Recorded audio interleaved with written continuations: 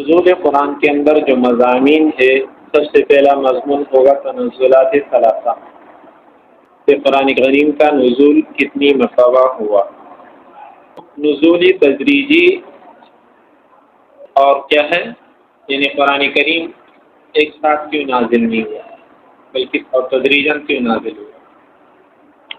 Number 3، اس میں مضمون ہوگا ترتیبی نزولی اور ترتیبی مصحفی، جو مصحف موجود ہے اس کی ترتیب کیا ہے اور نزول کی ترتیب کیا ہے، مکی اور مدنی آیتیں اور سورتیں۔ 5واں بحث اس میں اسباب نزول کی سبب نزول کیا ہے، اور 6ٹی بحث آئے گی قرات سبع کا، اور 7ویں بحث آئے گی اس میں ناسخ منسوخ۔ تو نزول قرآن کے تحت یہ قسم کے مضامین ہیں۔ اس میں جو پہلی بحث ہے کہ قرآن کریم کا نزول کتنی مرتبہ ہوا ہے، تو میں نے آپ کو کہا کہ 3 مرتبہ اللہ تعالیٰ نے اس کو لوح محفوظ میں محفوظ کیا، پھر لوح محفوظ سے یہ آسمانی دنیا پر نازل ہوئی کب، رمضان کے لیلۃ القدر کی رات، اور پھر آپ صلی اللہ علیہ وسلم پر 23 سال میں آہستہ آہستہ نازل۔ 3 کتنے ہو گئے؟ وہ یوں سمجھ لو، ایک ہے نزول کا فیصلہ اور ایک ہے نزول دفعتاً واحدتاً اور پھر نزول تدریجاً۔ سمجھ میں بات ہی نہیں۔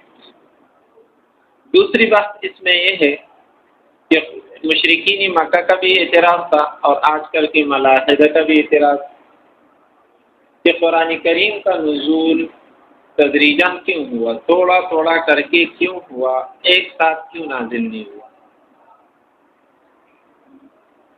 تو اس کی کئی وجوہات مفسرین نے لکھے، لیکن قرآن کریم نے جن وجوہات کو ذکر کیا، نمبر 1، تاکہ یاد کرنا آسان ہو جائے،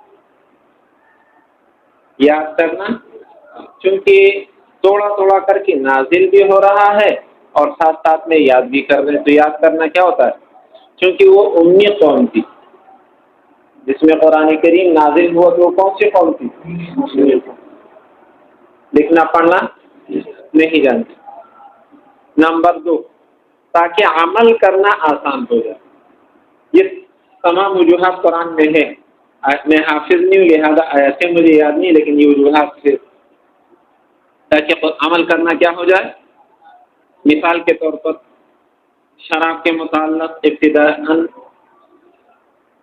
جو حکم آیا، پھر اس کے بعد جو حکم آیا، پھر اس کے بعد تیسرا حکم کس کا ہے، حرمت کا، بالکل، تو یہ تدریجاً، تاکہ ترتیب کے ساتھ ذہن سازی بھی ہو اور دل کو مائل بھی کرو، عمل کرنا کیا ہو، آسان۔ نمبر 3، مشرکین مکہ سوالات کرتے تھے، کیا کرتے تھے؟ تو اگر قرآن کریم دفعتاً واحدتاً نازل ہوتا تو کیا ہوتا تھا، بھائی اس میں چیک کرو، تلاش کرو، لیکن جیسے جیسے سوال آیا اسی کے مطابق اس کو جواب بھی ملا، جیسے سوال نقد تو جواب بھی نقد ملا۔ یہ بات سمجھ میں آ گئی؟ 3 وجوہات ہو گئی۔ چوتھی وجہ یہ ہے کہ قرآن کریم کا نزول تدریجاً اس لیے ہوا کہ مشرکین مکہ جو تکالیف اور پریشانیاں آپ صلی اللہ علیہ وسلم کو پہنچاتے تھے، تو اس کا دلاسا اور مرہم بھی تازہ تازہ۔ سمجھ میں بات ہے نہیں؟ یہ 4-5 وجوہات کس میں ہے، قرآن کریم نے مختلف آیتوں میں ذکر ہے۔ یہ وقت بھی ختم ہو گئی۔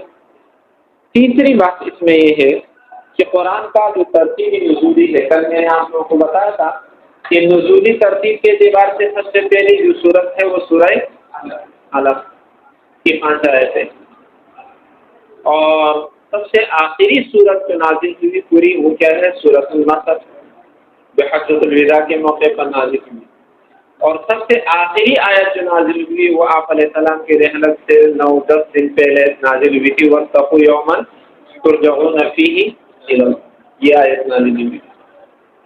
اور ترتیب مصحفی کیا ہے، وہ سورہ فاتحہ سے شروع ہوتی ہے، اور تو یہاں اعتراض یہ وارد ہوگا کہ یہ فرق کیوں،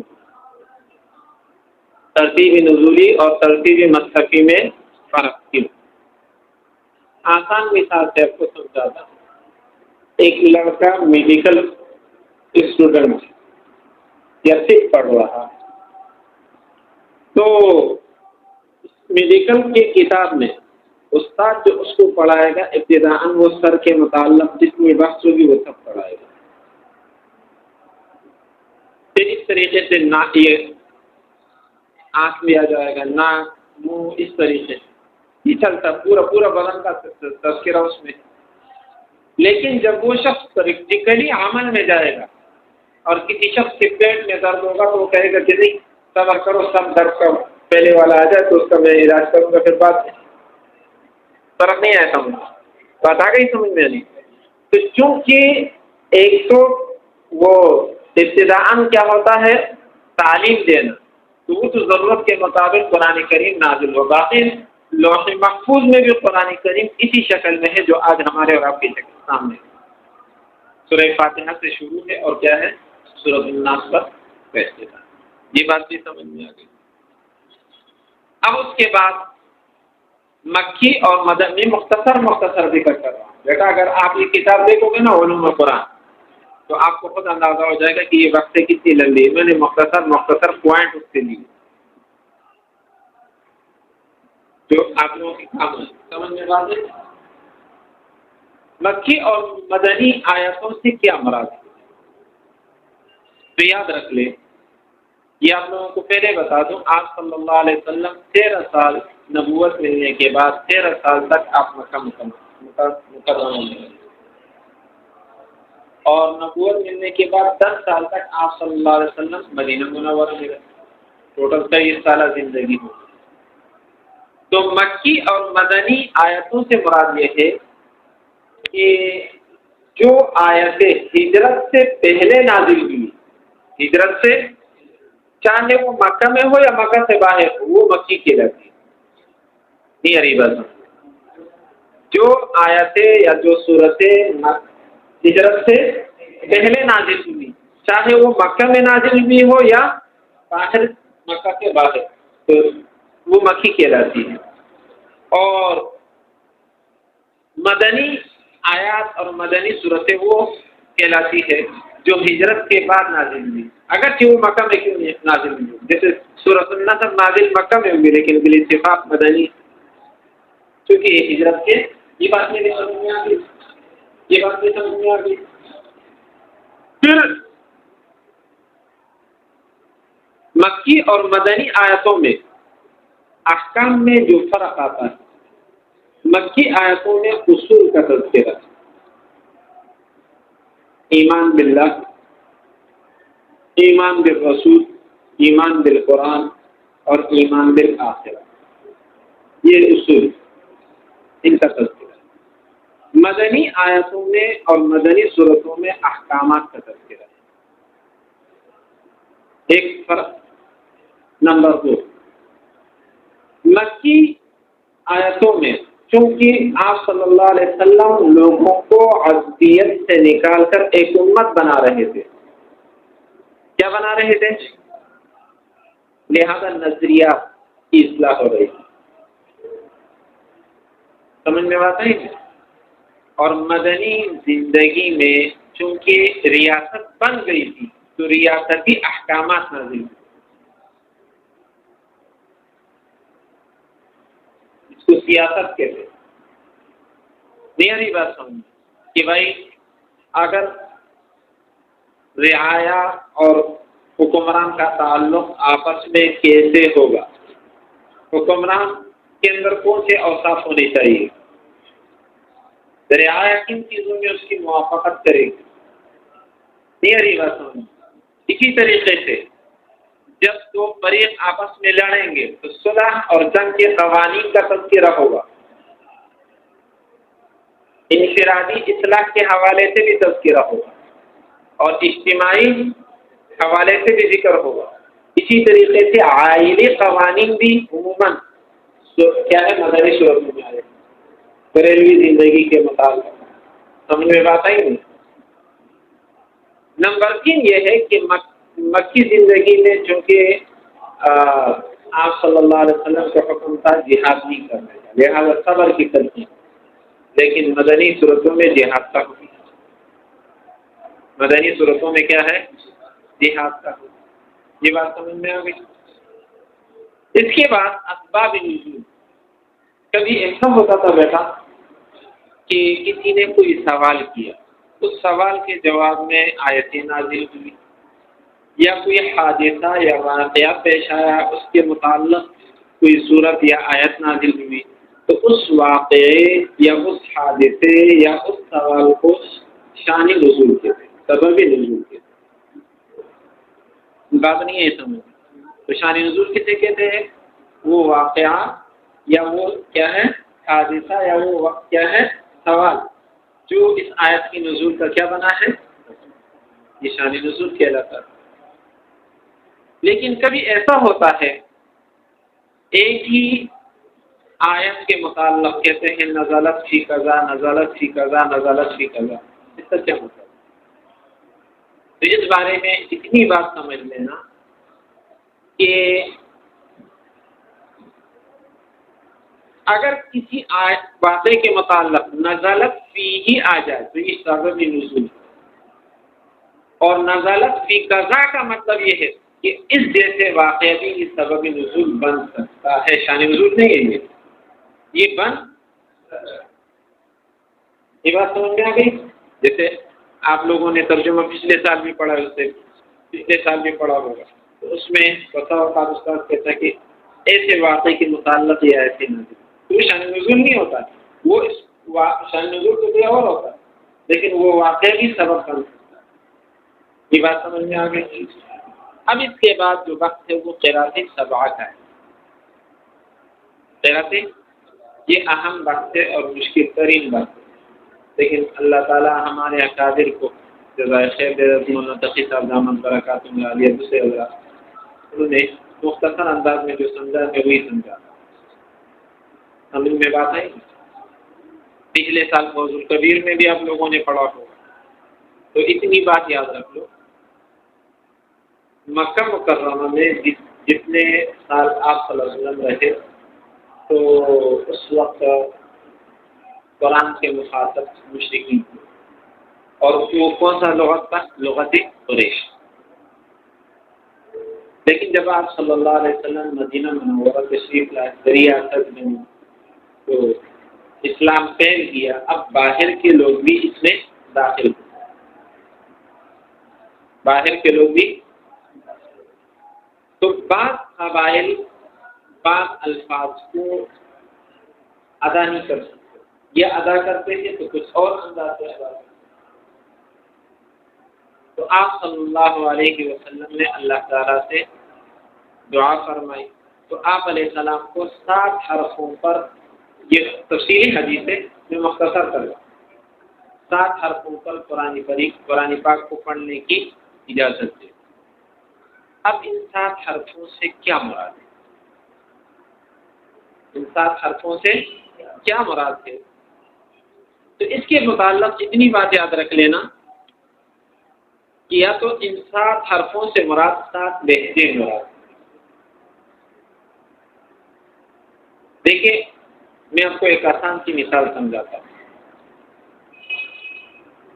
ایک تو ہماری دیہاتی پشتو ہے، ایک پشتو کوئٹے والوں کی ہے،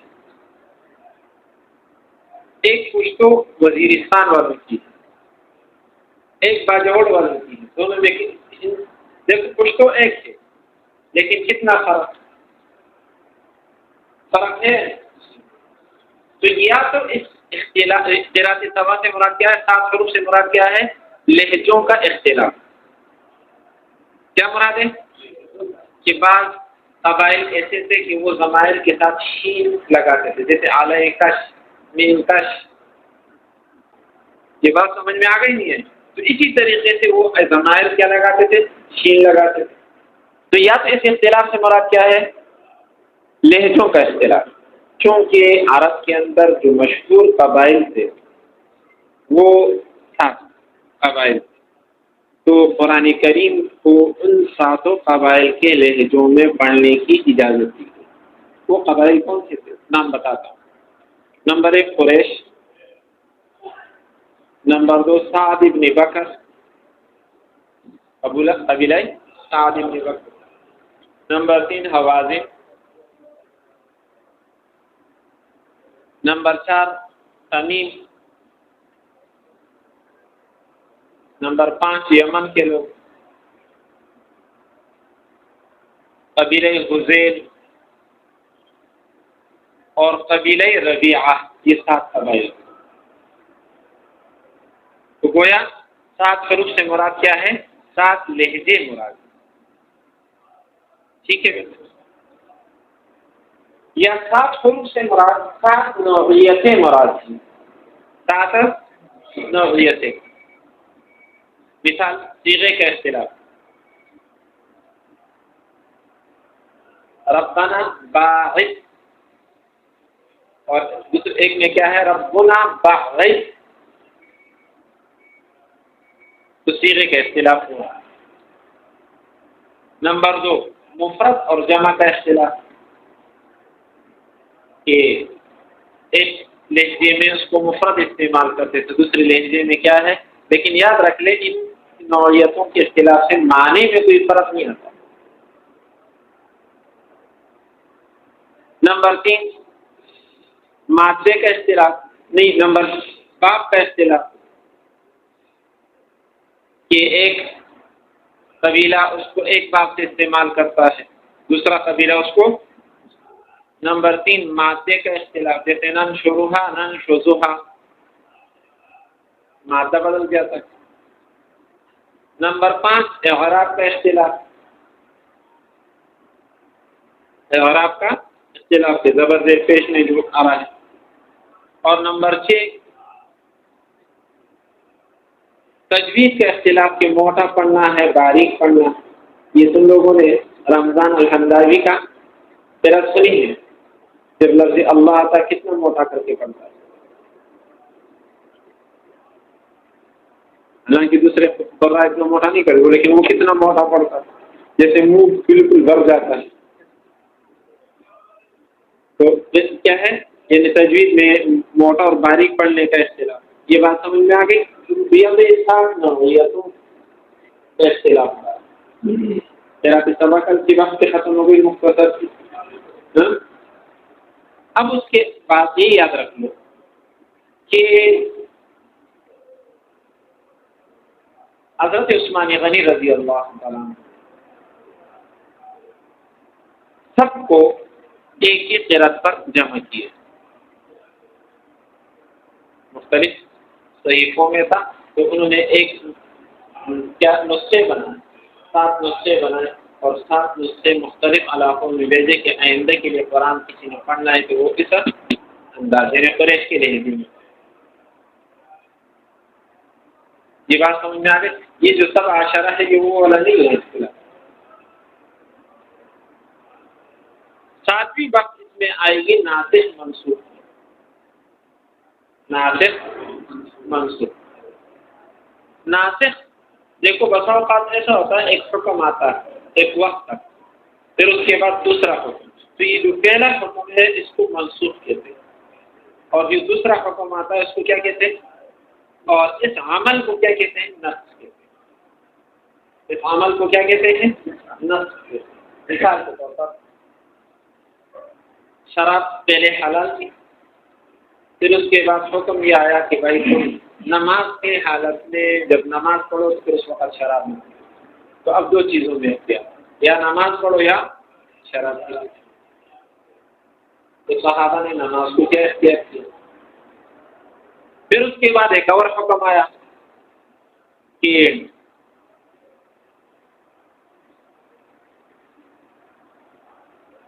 اب بالکل شراب کیا ہو گئی؟ حرام۔ یہ بات سمجھ میں آ گئی؟ تو منسوخ وہ حکم جو پہلے ذکر ہوتا ہے، اور ناسخ کیا ہے؟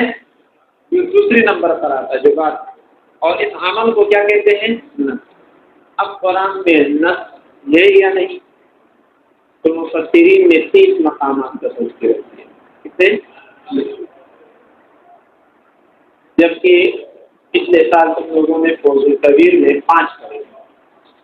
بقرہ کے اندر تعویلات ہو سکتے، بقرہ کے اندر کہتے تعویلات ہو سکتے، لیکن نسخ بہرحال موجود ہے، نسخ موجود ہے. پھر اس پر مشرکین کی طرف سے اعتراض تھا اس وقت کہ بھائی دیکھو، پہلے حکم کا منسوخ ہونا اور دوسرے حکم کا رائج ہونا، یہ تو اللہ کے بارے میں غیب ہے، کیا اس کو پہلے پتہ نہیں تھا؟ آج بھی ملحد یہی اعتراض کرتے ہیں نا، آج بھی ملحدین یہی اعتراض کرتے ہیں نسخ کا. تو یاد رکھیے، دوسرا حکم کا آنا 2 وجوہات سے، یا مہارت کی وجہ سے یا نہ سمجھنے کی وجہ سے. تو اگر نہ سمجھنے کی وجہ سے تو تب تو یہ غیب ہے. جیسے ہمیں کل کا علم نہیں، ہم آج ایک بات کر لیتے ہیں لیکن کل کا علم ہمارے پاس تو نہیں ہے، لہذا کل اسی بات کے مخالف بات کر لیتے ہیں. لیکن کبھی ایسا ہوتا ہے مہارت کی وجہ سے بھی چیز ہے، جیسے کہ ایک ماہر ڈاکٹر، اس نے مریض کے تمام چیک اپ اور تمام یعنی وہ مرض کو معلوم کر لیا، اور اس کی مطلب وہ جان پہچان کے بعد اس کے جاننے کے بعد کیا کہتا ہے، بھائی یہ گولیاں دے رہا ہوں لیکن یہ گولیاں تم نے 15 دن کا نہیں ہے، پھر 15 دن کے بعد واپس آنا. اور جب وہ 15 دن کے بعد واپس آتا ہے تو پھر ڈاکٹر دوسری گولی دیتا ہے.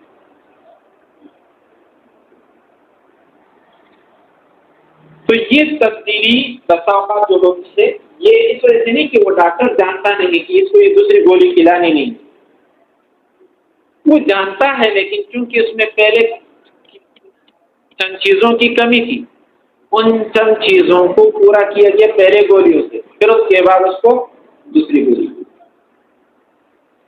یہ بات سمجھ میں آ گئی؟ تو ایک حکم کا منسوخ ہونا اس کا مقصد یہ نہیں کہ اللہ کو علم نہیں تھا، بلکہ وہ حکم اسی وقت تک کیا ہے نسخ تک ہو، اس لیے اللہ تعالیٰ نے دوسرا حکم. یہ بات سمجھ میں آ گئی؟ پھر نسخ کا بھی لفظ اور معنی دونوں کا ہوتا ہے، لفظ اور معنی دونوں کا ہوتا ہے.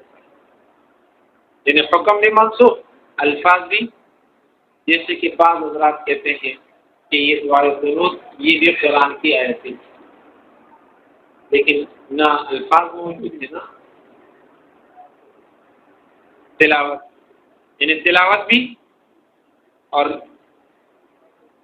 وہ الفاظ بھی. نمبر 2، الفاظ ہو لیکن حکم منسوخ. الفاظ ہو جیسے متوفی عنہا زوجہا، یا وہ عورت جس کے بارے میں یہ ہے کہ وہ کوئی بدکاری کرے تو اس کے بارے میں ابتداءً حکم یہ تھا کہ اس کو 1 سال قید کرو.